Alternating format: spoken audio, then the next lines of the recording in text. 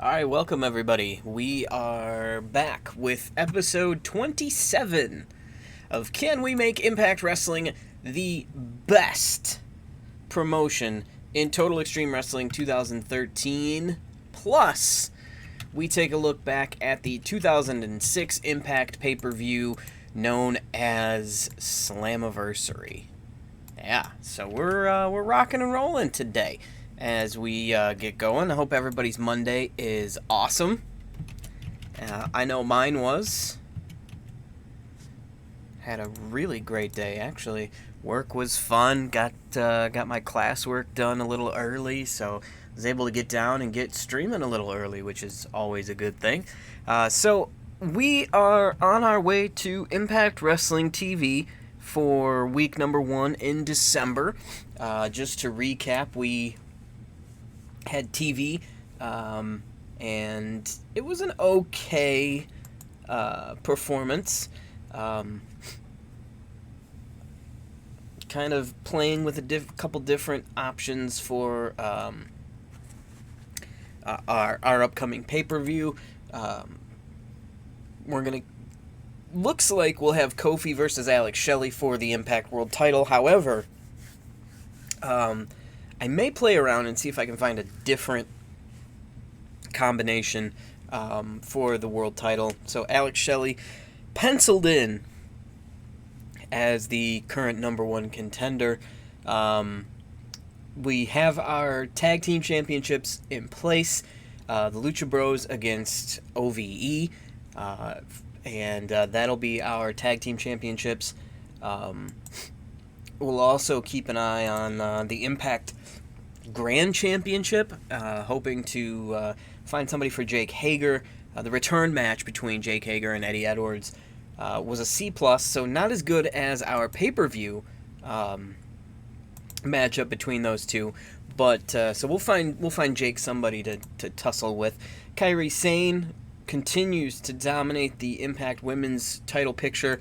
The match with Talia Madison, not that great, so we'll keep looking.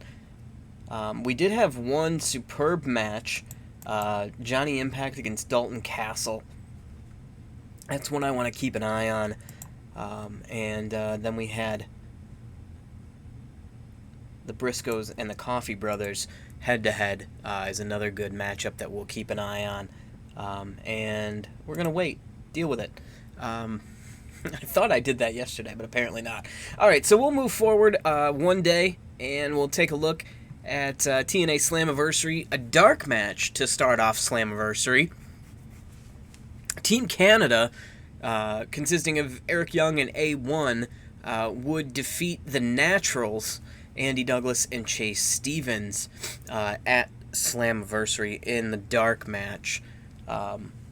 The next match on the card is a Bingo Hall brawl between the James Gang and Team 3D.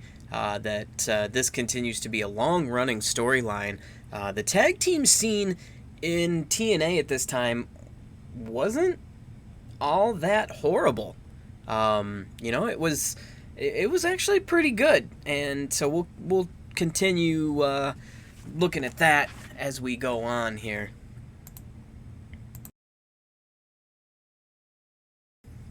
Alright, we're also looking at some unread emails here. Charles Boddington was fired from 5SW. Let's see, what else do we got here? Adam Flash retired. Curtis Hughes retires. Curtis Hughes is a very interesting story because Curtis Hughes is one of the most underrated people in the wrestling business. If you are a casual fan, Curtis Hughes back in the day was Mr. Hughes in WWF, WWE, did some work in WCW a little bit, but Curtis Hughes behind the scenes trained some of the best talent in the world right now. And I mean, it's not even up for debate. And I want I want to try to look this up because I've gone through and I've seen some of the names of people that he's worked with and that he's trained over the years, and I gotta say it's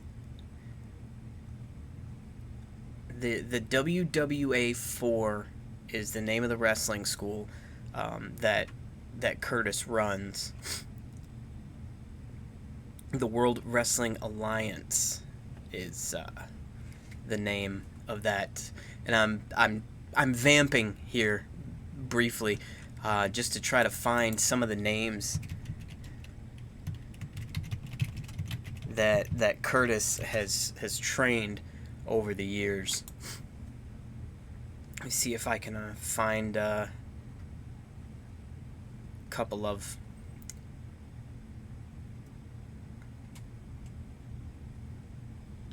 people that he's worked with over the years. Okay, so I mean, he's worked with guys like AC Mack, Austin Theory, who just came around to WWE. He's worked with AC Mack, Leon Ruff, AR Fox, Ayla, DeRose, a women's wrestler. She's been climbing up the ranks for sure. Who else has gone through that program here?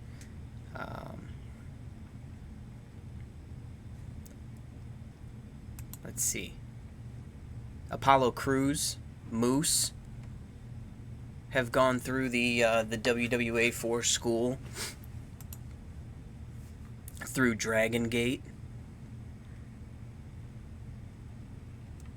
Huh.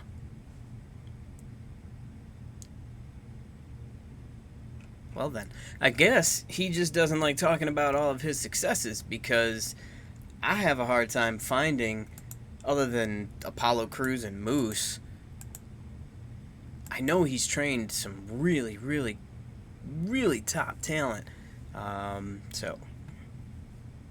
But if you're interested in working with Curtis Hughes, as now I've completely gone off the rails on this stream, it's pretty affordable rate, and you'll definitely get your money's worth, and Curtis will train you right. Anyway, I completely digressed there. AJ Styles, his contract is up. He's probably not interested in coming to WWE. Could have seen that one coming from a mile away. And Michael Cole is willing to listen to offers from Impact, so we may be able to get away from Joey Styles and JBL and go with Michael Cole and JBL. So we'll see. Hopefully we can land Michael Cole, steal him away from WWE.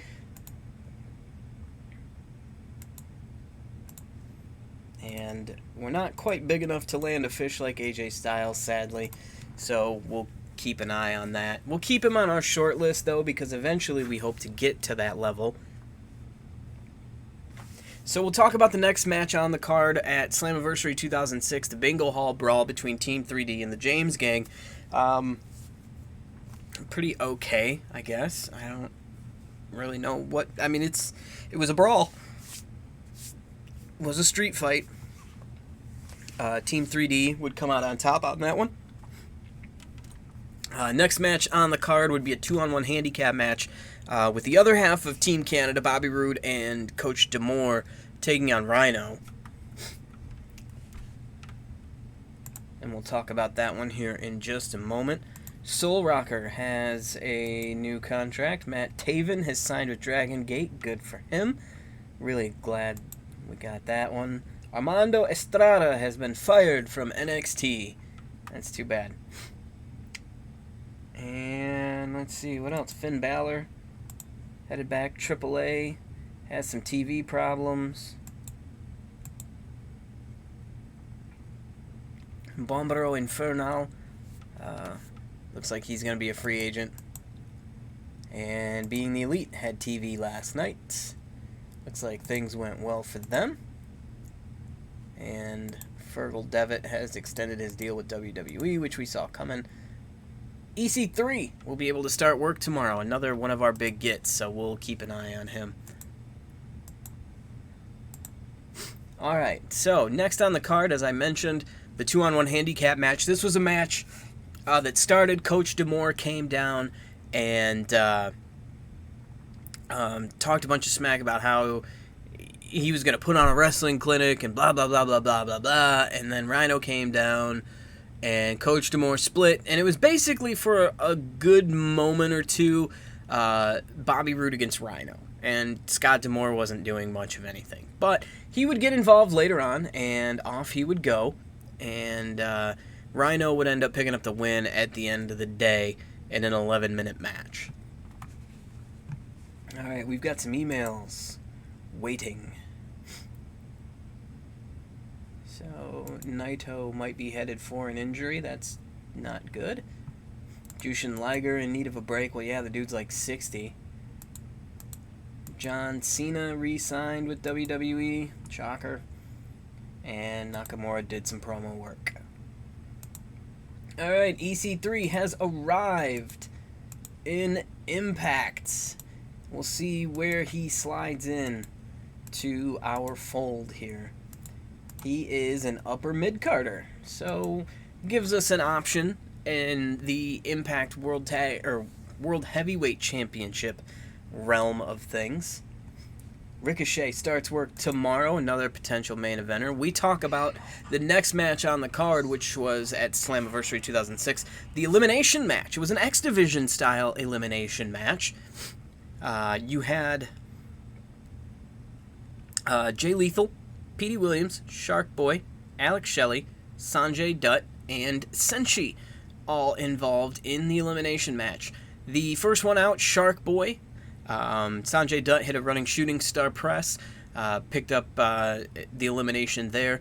Alex Shelley would hit Jay Lethal with the flipping release dragon suplex, or Jay Lethal would hit Alex Shelley with that, rather, and Alex Shelley would get eliminated. Jay Lethal was next out after the Canadian Destroyer from Petey Williams, and then Petey Williams would eliminate, or Senshi would eliminate Petey Williams. Senshi, of course, low-key after he came back. He had the Warrior's Way maneuver, which I believe was the double stomp off the top rope, and then he had the Warrior's Wrath, which was another move that he used to defeat Sanjay Dutt and win the 6-person elimination match. Alright, so incoming for NXT, Alexia Nicole looks like she's going to re-sign with Steve 4. Tony Storm did a promo. Paro looks like he's going to stay with Ring of Honor.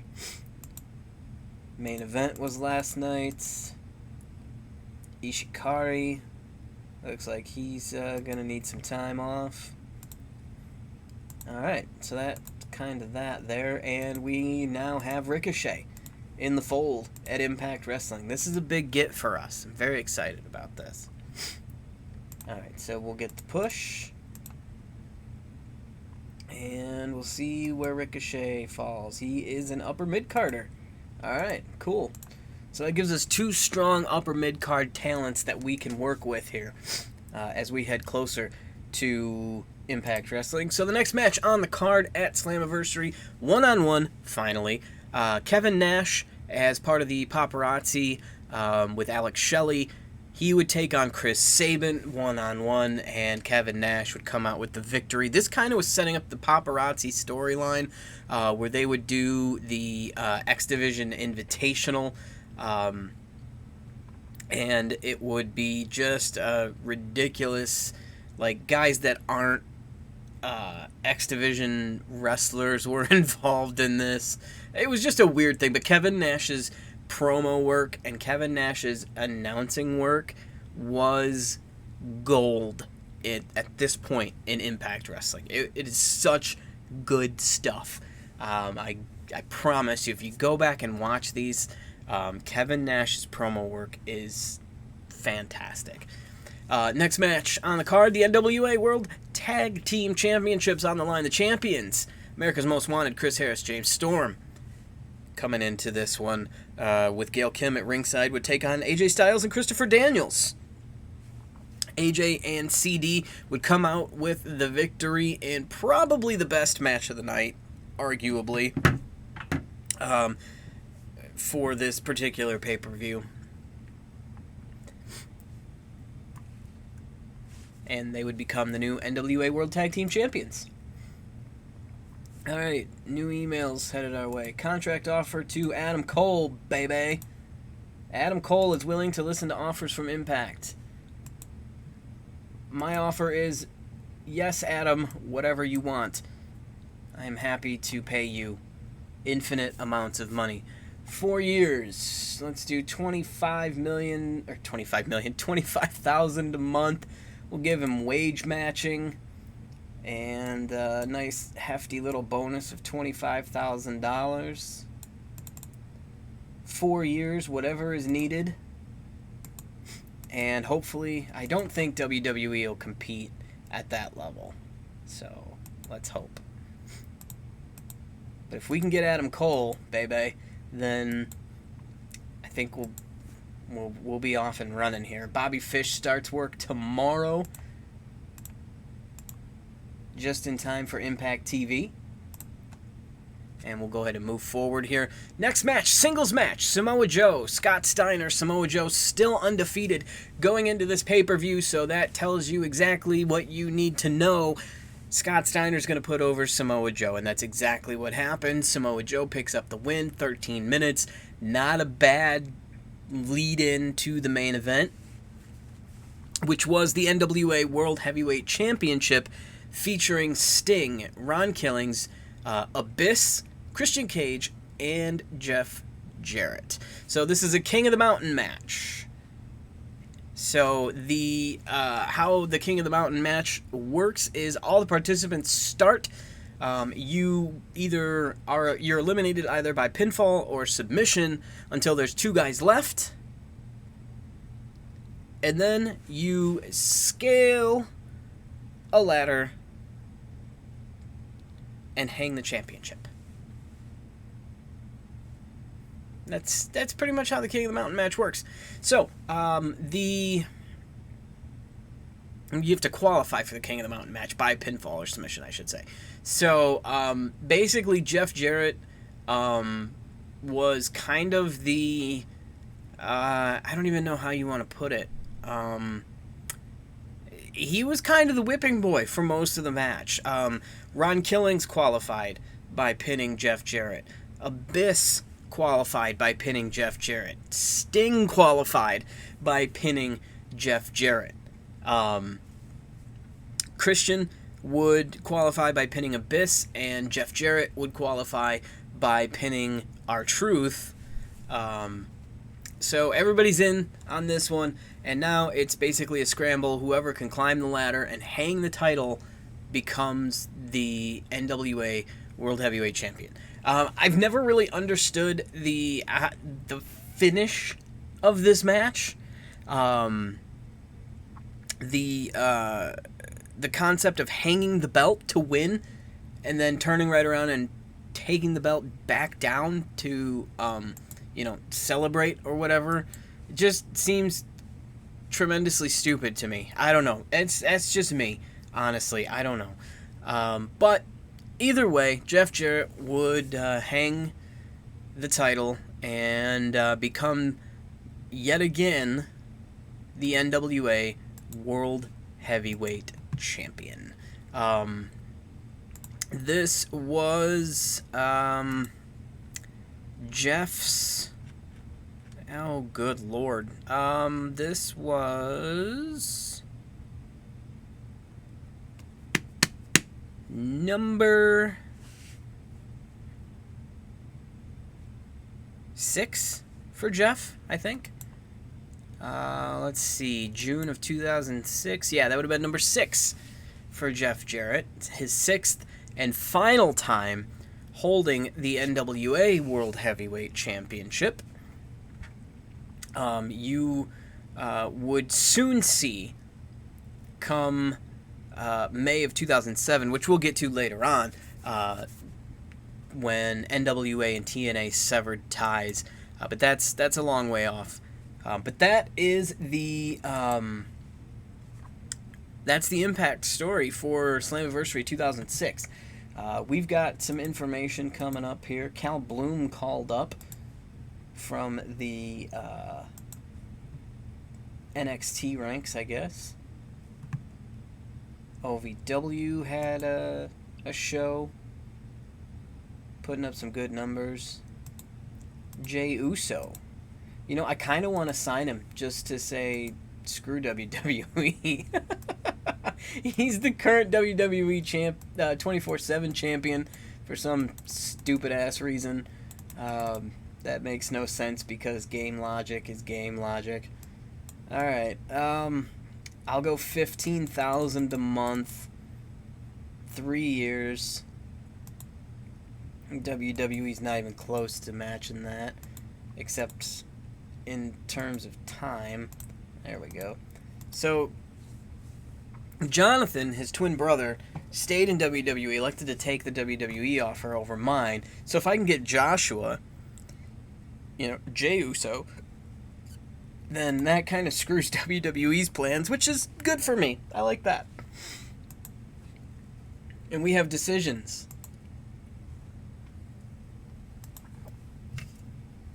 Michael Cole, baby, has signed with us. He will be available in 23 days. Adam Cole had a rival bid from WWE. We'll take a look at that. Not being seriously considered. Alright, that's cool with me. I'm good with that. And he's only 30. Honestly, I could blast this offer to the moon, but I'm not going to because why outbid myself? Alright, so Bobby Fish has officially joined up. We'll see where we put Bobby here. I'm going to guess somewhere in the mid-card. Oh, he's a main eventer. Okay, well, there you go. Alright, shows what I know. Alright, let's get to our TV tonight. Week 2, Thursday, at the Big E Coliseum in the New England region. I have to know where this is. The Big E Coliseum is the Eastern States Coliseum, 5,900-seat multi-purpose arena in West Springfield, Massachusetts. Opened in 1916. Has a dirt surface. So what better place to have a professional wrestling event? So this was also home to the Springfield Indians hockey team at one point. And it was used as a quartermaster's depot for the United States Army during World War II. So, yeah, there you go. It was home of the New England Whalers from 73 to 75 before it would move to the Hartford Civic Center and home of the Hartford Whalers, which was one of my favorite teams growing up until they moved to Carolina, and I was very sad. All right. So we've got some new players in the game, and Ricochet, EC3, and Bobby Fish, meaning that we have a couple different options we can play with when it comes to finding an opponent for Kofi Kingston. Alex Shelley gave us a pretty decent run there in terms of the rating. I'm going to start with Kofi versus Ricochet, and we'll see where that gets us.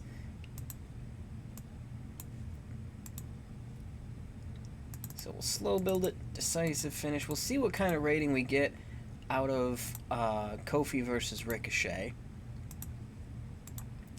And we'll also do Bobby Fish against EC3. And the winner of this match will determine whom we use to face Kofi Kingston next week, prior to the pay-per-view. Alright, so we'll slow build this also. Decisive finish. Alright, so we have kind of a co-main event thing going on with 3 people on the roster debuting. Alright, and we have our tag team championship match with the Lucha Bros, who will be taking on... Who did we say we were going to run with? Oh yeah, OVE. Which I don't know why they're not in there. Any type. OVE. Active regular. Save it, please. Thank you. Okay. So, since we did the tag team match last week, we'll do our usual one-on-one deal here with Phoenix against Jake.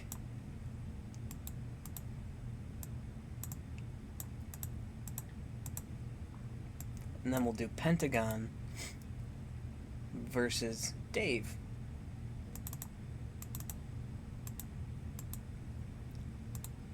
Phoenix versus Jake Christ. Pentagon Jr. versus Dave Christ.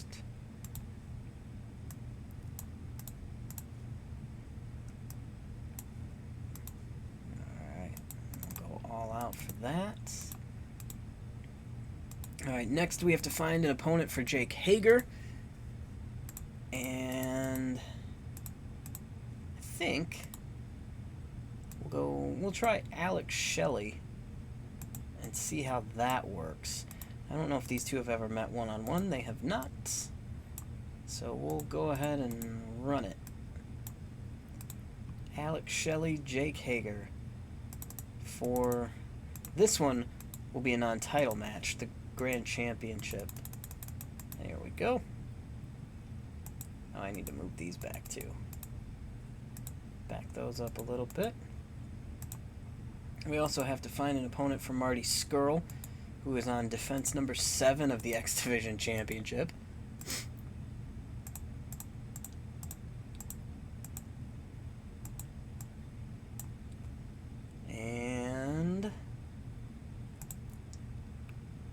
I can't remember if we had Jay White go head-to-head with him. Okay, that was his opponent back in July. Got a B- rating, but that was before Jay White was really tearing it up.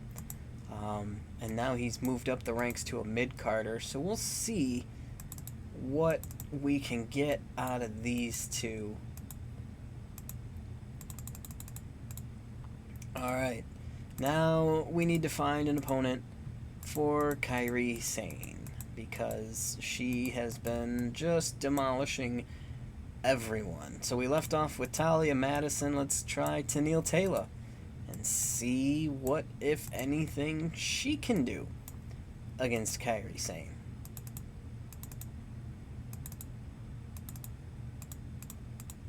Who the hell knows what's going to happen with that one. Alright, now let's finish backfilling with our main eventers. Do Eli Drake or Eddie Edwards and Will Ospreay, even though they met last week, so let's try again, shall we? Let's go Eddie Edwards and Flip Gordon. I know those two haven't fought.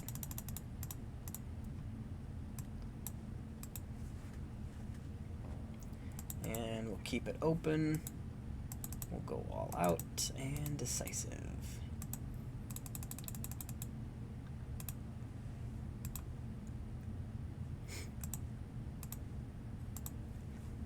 Alright, and next up, who's next for us here?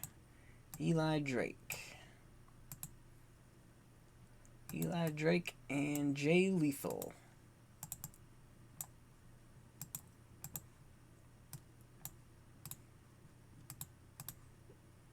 And we'll go these two work the crowd, keep it open and decisive.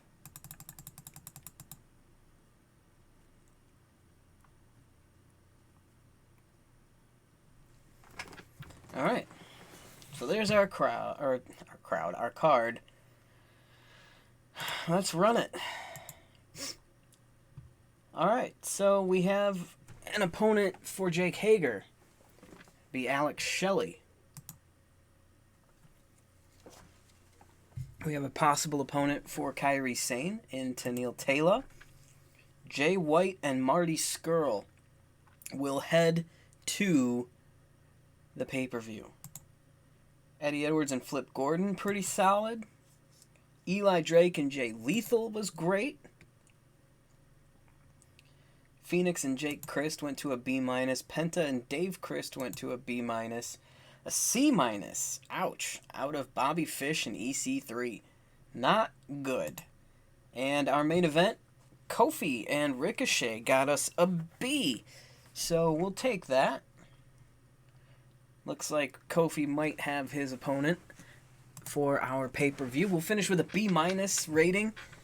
Increased our popularity in 21 regions. So we are looking pretty solid as we head through TV. We'll take a look at our ratings for TV, and we'll move on and wrap this episode up. Next episode, episode number 28, we continue to chronicle the history of Impact pay-per-views. And in this one, we will talk Victory Road 2006. You would have... let's see, who would we have here? Nobody really making their pay-per-view debuts at all in this one. So we'll talk about it in depth tomorrow.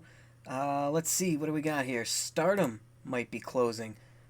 I wonder if they would be interested in us buying them out. They would. All right.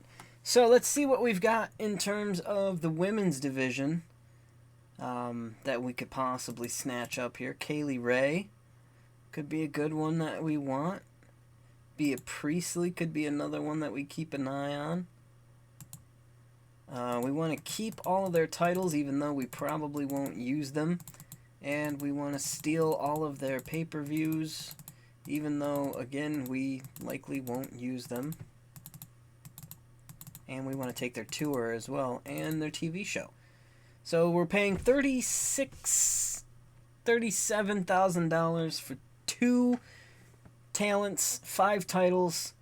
You've got, 12 pay-per-view events and a tour and a TV show that we could have in our back pockets. But really, we're paying for Kaylee Ray. Honestly, that's what we're looking at. So we'll go ahead and pillage the promotion and figure out what we're going to do with those 2 ladies we have signed. AJ got his contract extension from WWE. Kaylee Ray.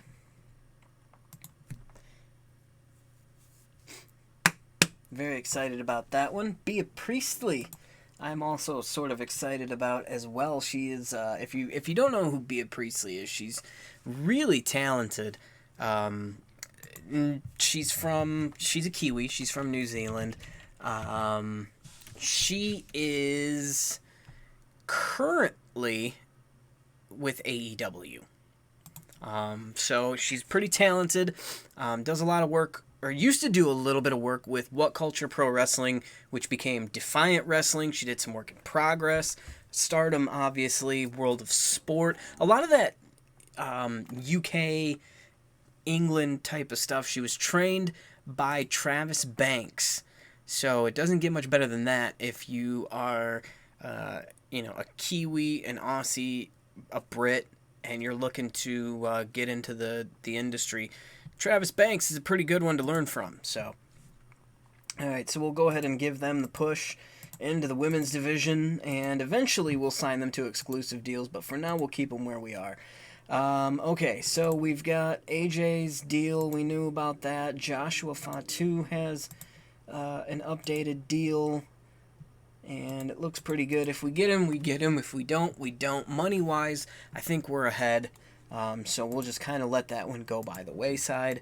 Now we've got Impact Wrestling. We were down a little bit on Fight, up quite a bit on Spike UK, and up quite a bit on Pop. So good job there for us. We continue to draw closer to that C+ rating in 8 regions in America to get us to national size where we can compete with some of those other talents that we want. So we're going to save it, and we're going to get out of here. That's going to do it for this episode. Thank you guys so much for tuning in. Make sure you give us a like and subscribe wherever you tune in to this. Thank you again. My name is